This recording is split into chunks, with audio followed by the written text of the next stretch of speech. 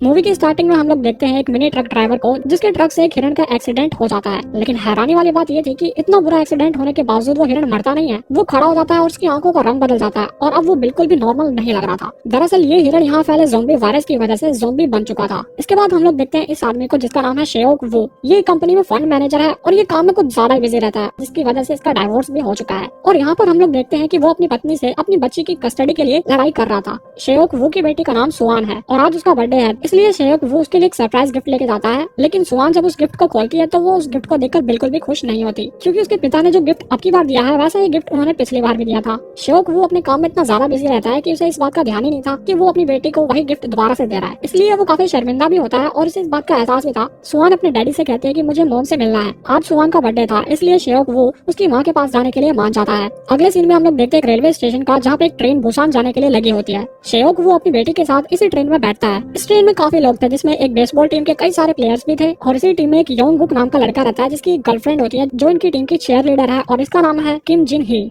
इसके अलावा इस ट्रेन में दो बूढ़ी बहनें भी रहती हैं और एक गरीब होमलेस आदमी भी इसी ट्रेन में रहता है। ये आदमी थोड़ा सनकी सा था। जब इस आदमी से टिकट के बारे में पूछा जाता है तो ये कहता है कि सभी लोग मरने वाले हैं। वहीं इसके अलावा एक और कपल रहता है। ये आदमी एक नॉर्मल आम इंसान की तरह वर्किंग मैन है और इसका नाम है सेंग हुआ। इसके साथ इसकी प्रेग्नेंट बीवी है जिसका नाम है सियोंग तायोंग। जब ट्रेन चलने वाली होती है तभी उस ट्रेन में एक ऐसी लड़की घुसती है जिसके पैर पर किसी ने काटा था। तभी थोड़ी देर में वो लड़की नीचे गिर जाती है। उसे गिरा हुआ देखकर वहाँ की एक अटेंडेंट वहाँ पर आती है और उसकी ये हालत देखकर वो मेडिकल टीम को बुलाती है। दूसरी तरफ शेओक वू के पास उसके असिस्टेंट का कॉल आता है और वो बताता है कि पूरे शहर में दंगे हो रहे हैं। जब वो लोग ट्रेन में न्यूज देखते हैं तो न्यूज में पता चलता है कि पूरे शहर में भगदड़ मच चुकी है। लेकिन यहाँ सभी लोगों को ये नहीं मालूम था कि पूरे शहर में ज़ोंबी वायरस फैल चुका है और लोग ज़ोंबी बनते जा रहे हैं। जब भी शेओक वू ध्यान देता है कि उसकी बेटी तो यहाँ पे है ही नहीं, तो वो अपनी बेटी को ढूंढने के लिए चल देता है। वहीं दूसरी तरफ वो लड़की जिसके पैर पर किसी ने काटा था, अब वो ज़ोंबी बन चुकी है और वो उस अटेंडेंट को भी काट लेती है। और तो और वो लड़की बेसबॉल टीम के कुछ प्लेयर्स को भी काट लेती है। इसके अलावा वो अटेंडेंट भी अब ज़ोंबी बन जाती है और अब ये सभी लोग बाकी लोगों को काटते जाते हैं। पूरी ट्रेन में एकदम से भगदड़ मच जाती है। लगभग पूरी बेसबॉल टीम ज़ोंबी में बदल जाती है। जो भी सामने आता है उसे ज़ोंबी काट लेते हैं और वो भी ज़ोंबी में बदल जाता है। बचे कुछ लोग एक कंपाउंड से दूसरे कंपाउंड में भाग रहे थे। वहीं दूसरी तरफ शेओक वू अपनी बेटी को अभी भी ढूंढ रहा था। वो अपनी बेटी को ढूंढते ढूंढते एक ऐसे कंपाउंड में पहुंच जाता है जहाँ के सभी लोग ज़ोंबी में बदल चुके हैं और जैसे ही ज़ोंबी शेओक वू को देखते हैं वो उसके पीछे दौड़ने लग जाते हैं। जब भी पीछे से सुआन अपने पिता को बुलाती है, शेओक वू अपनी बेटी सुआन को लेकर भागने लग जाता है और उसके पीछे बहुत सारे ज़ोंबी पड़ जाते हैं। शेओक वू किसी तरह अपनी बेटी को लेकर एक ऐसे कंपाउंड में पहुंचता है जहाँ के सभी लोग अभी सही सलामत है। तो वहाँ पहुंचकर जल्दी से गेट बंद कर देता है। वहीं दूसरी तरफ सेंग हुआ अपनी प्रेग्नेंट बेबी को लेकर किसी तरह ज़ोंबी से बचते बचाते उसी कंपाउंड के पास पहुंच जाता है। लेकिन कंपाउंड का गेट तो शेओक वू ने बंद कर रखा था। सेंग हुआ शेओक वू से गेट खोलने को कहता है। शेओक वू थोड़ी देर तक सोचता है कि गेट खोलूं या ना खोलूं,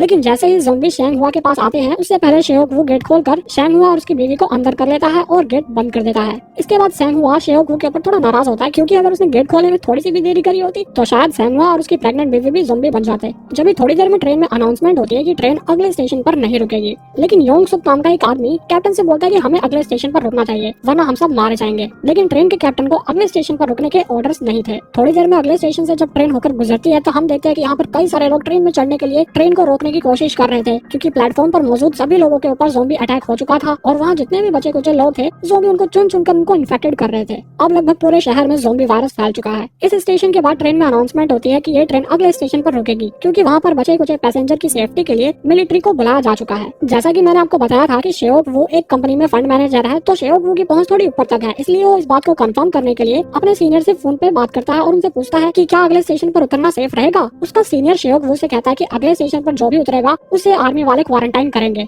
लेकिन शेओक वू अपनी बेटी के साथ कहीं क्वारंटाइन नहीं होना चाहता था, इसीलिए वो अपने सीनियर से रिक्वेस्ट करता है कि कोई और रास्ता नहीं है। उसका सीनियर कहता है कि तुम मेन गेट से मत उतरना, तुम ईस्ट वाले गेट से उतरना, मेरे आदमी तुम्हें वहीं से पिक कर लेंगे। इसके बाद ट्रेन थोड़ी देर में अगले स्टेशन पर पहुंच जाती है और वहाँ रुकती है। ये स्टेशन पूरी तरह से खाली था। यहाँ पे कोई भी नहीं दिख रहा था, न ही मिलिट्री वाले न ही और कोई। बचे कुछ लोग ट्रेन से उतरते हैं और प्लेटफॉर्म में आगे बढ़ते हैं। यहाँ पर हम देखते हैं कि योंग सुक कैप्टन से रिक्वेस्ट करता है कि हमें यहाँ पर नहीं रुकना चाहिए, यहाँ पर बहुत खतरा है। हालांकि कैप्टन को भी इसकी बात सही लगती है, क्योंकि यहाँ पर मिलिट्री वाले तो छोड़ो बल्कि कोई भी नहीं दिख रहा था। वहीं दूसरी तरफ सभी पैसेंजर मेन गेट की तरफ जा रहे थे, लेकिन शेओक वो अपनी बेटी के साथ सबसे अलग ईस्ट की तरफ जाता है। लेकिन यहाँ पर हम देखते हैं कि वो होमलेस आदमी भी इनके पीछे पीछे आता है, क्योंकि इस होमलेस आदमी ने शेओक वू की बात सुन ली थी। सुआन अपने पापा से कहती है कि हमें बाकी लोगों को भी अपने साथ लेके चलना चाहिए, लेकिन शेओक वू कहता है कि नहीं बेटा, इस वक्त हमें सिर्फ अपने बारे में सोचना चाहिए। सुआन रोते हुए अपने पापा से कहती है कि आपके इसी वजह से मम्मी भी हमें छोड़ के चली गई, आप सिर्फ अपने बारे में सोचते हो। दूसरी तरफ सभी पैसेंजर मेन गेट की तरफ बढ़ रहे थे कि वहाँ पर हम देखते हैं कि जितने भी मिलिट्री के लोग थे वो अब ज़ॉम्बी में बदल चुके हैं। इतने सारे ज़ॉम्बी को देखकर लोगों में भगदड़ मच जाती है। कुछ लोगों को ज़ॉम्बी इन्फेक्टेड कर देते हैं और कुछ लोग उनसे अपनी जान को बचाने के लिए इधर उधर भाग रहे थे।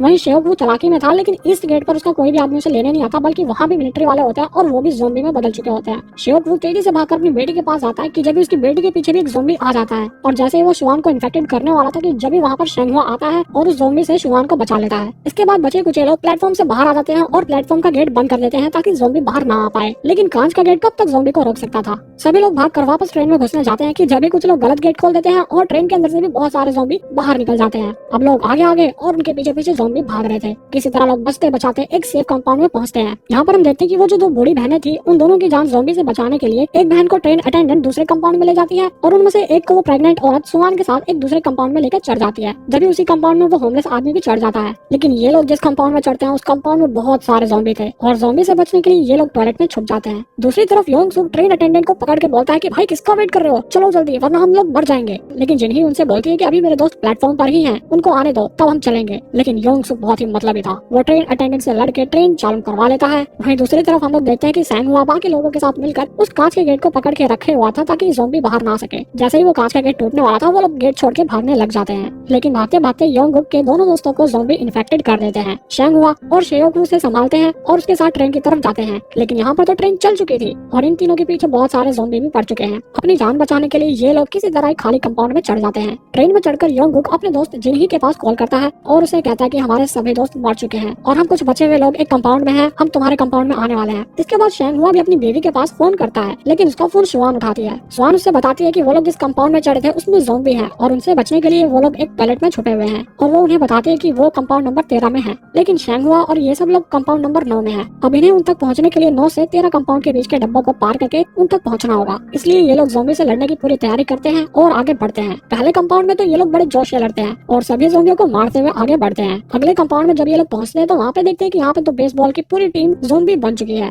योंगुक अपने दोस्तों को ज़ॉम्बी बना हुआ देखकर एकदम शॉक हो जाता है। लेकिन सैंगहुआ और शेओक वो उनसे लड़ने की तैयारी कर ही रहे होते हैं कि जब भी एक टनल आ जाती है और टनल की वजह से ट्रेन में अंधेरा हो जाता है। यहाँ पर ये लोग नोटिस करते हैं कि ज़ॉम्बी अंधेरे में इन्हें देख नहीं पा रहे हैं, तो ये लोग अंधेरे का फायदा उठाकर ज़ॉम्बी से चुपचाप बिना लड़े उनसे बचकर ये वाला भी कंपाउंड पार कर लेते हैं। इसके बाद अगले कंपाउंड को पार करने के लिए शेओक वो प्लान बनाता है। वो सैंगहुआ का फोन लेता है और ज़ॉम्बियों के बीच में फेंक देता है और अपने फोन से उस फोन पर कॉल करता है और जैसे ही फोन की रिंगटोन बजती है सभी ज़ॉम्बीज़ फोन के पास आ जाते हैं और अगली टनल आते ही जैसे अंधेरा होता है वो लोग अंधेरे का फायदा उठाकर साइड से चुपचाप निकल जाते हैं। अब शेओक वो अपनी बेटी से मिलकर बहुत खुश होता है और सैंगहुआ अपनी बीवी से मिलकर भी खुश होता है। लेकिन ये लोग बाकी लोगों के पास जाते उससे पहले टनल खत्म हो जाती है और ज़ॉम्बी इन्हें देखने वाले होते हैं कि ये लोग भी टॉयलेट में छुप जाते हैं। इसके बाद ये लोग प्लान बनाते हैं कि अगली टनल 3 मिनट के बाद आएगी और अगली टनल आते ही हमें अंधेरे का फायदा उठाकर ये वाला कंपाउंड पार करना होगा। इसके बाद योंगुक अपने दोस्त के पास फोन करता है और उसे कहता है कि हम लोग आने वाले हैं, तुम लोग कंपाउंड का गेट खोल के रखना। जिनकी बहुत खुश होती है, वो सभी लोगों से कहती है कि मेरे दोस्त आ रहे हैं, हमें उनके लिए गेट खोलना है। लेकिन योंगसुक गेट खोलने से मना कर देता है। वो कहता है कि क्या गारंटी कि वो लोग अब तक इन्फेक्टेड नहीं हुए, अगर वो लोग इन्फेक्टेड होते हैं तो वो लोग हमें भी इन्फेक्टेड कर देंगे, इसलिए हमें गेट नहीं खोलना चाहिए। बाकी लोग भी उसकी हाँ में हाँ मिलाते हैं और गेट खोलने से मना कर देते हैं। वहीं दूसरी तरफ जैसे ही टनल आती है और अंधेरा होता है ये लोग अंधेरे का फायदा उठाकर वो कंपाउंड पार कर रहे होते हैं। लेकिन जब तक ये सभी लोग कंपाउंड पार करते जब तक टनल खत्म हो जाती है और ज़ॉम्बी भाग के इनकी तरफ आते हैं। दूसरी तरफ योंगुक दूसरे कंपाउंड का गेट खुलवाने की कोशिश कर रहा था, लेकिन यहाँ पर योंगसुक की वजह से कोई भी गेट खोलने को राजी नहीं था। एक तरफ शेओकवू और सैंगहुआ ज़ॉम्बी को रोक के रखे हुए हैं तो दूसरी तरफ योंगुक गेट खोलने की कोशिश कर रहा है। वहीं वो बूढ़ी औरत और वो प्रेग्नेंट औरत उस बच्चे के साथ एक जगह सहमे खड़े हैं।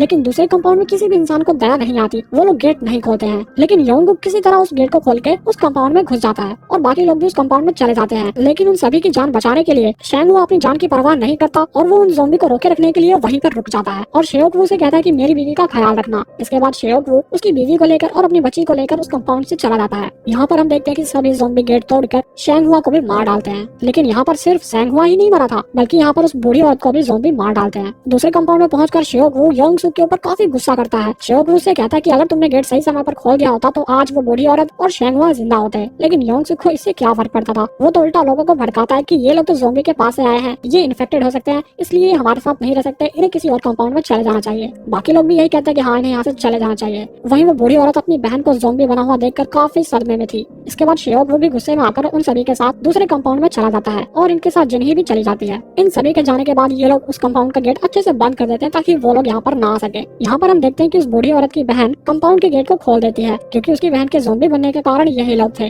गेट खुलते ही सभी ज़ॉम्बी उस कंपाउंड में घुस जाते हैं और सभी को इन्फेक्टेड कर देते हैं। सभी लोग चिल्ला रहे होते हैं। अब ये सभी लोग ज़ॉम्बी बन जाते हैं। वहीं दूसरी तरफ ये लोग बच जाते हैं। शेओक वो अपनी बेटे से कहता है कि बेटा मैं तुम्हें तुम्हारे बर्थडे पर तुम्हारी मम्मा से जरूर मिलवाऊंगा। जब भी ट्रेन एक स्टेशन पर जाकर रुक जाती है क्योंकि ट्रैक पर दो ट्रेनें आपस में लड़ी हुई थी जिसकी वजह से रास्ता बंद था। अब उन्हें आगे बढ़ने के लिए एक दूसरी ट्रेन बदलनी थी। वहीं हम देखते हैं कि योंग सुक एक अटेंडेंट के साथ एक टॉयलेट में छुपा हुआ है। योंग सुक अपनी जान बचाने के लिए अटेंडेंट को ज़ॉम्बियों के बीच फेंक देता है और खुद वहाँ से भाग जाता है। दूसरी ट्रेन तक जाने के लिए योंगुक और जिन्ही एक ट्रेन के बीच में से होकर जाते हैं। जब यहाँ पर योंग सुक आ जाता है और जिन्ही को ज़ॉम्बियों के बीच में फेंक देता है और खुद वहाँ से भाग जाता है। अब जिन्ही भी इन्फेक्टेड होने की वजह से ज़ॉम्बी बन जाती है। योंगुक जिन्ही से बहुत प्यार करता था इसलिए वो जिन्ही को छोड़कर नहीं जाता। जिन्ही उसे काट लेती है और अब योंगुक भी इन्फेक्टेड हो जाता है। जब भी हम लोग देखते हैं कि सामने से एक जलती हुई ट्रेन आती है और वो एक ट्रेन से टकरा जाती है जिसकी वजह से शेओक वू और वो प्रेग्नेंट औरत एक ज़ॉम्बी से भरी हुई ट्रेन के नीचे फंस जाते हैं। वहीं दूसरी तरफ हम लोग देखते हैं कि कैप्टन एक ट्रेन के पास पहुंच गया है। कैप्टन ट्रेन से उतरकर योंग सुक की मदद करने के लिए जाता है लेकिन योंग सुक इतना मतलबी था वो कैप्टन को भी ज़ॉम्बी को बीच में ढकेल देता है। वहीं दूसरी तरफ शेओक वो किसी तरह उस ट्रेन के नीचे से निकलने की कोशिश कर रहा था कि जब भी उन सभी को ज़ॉम्बी से बचाने के लिए वो होमलेस आदमी ज़ॉम्बियों को एक तरफ रोक के रखता है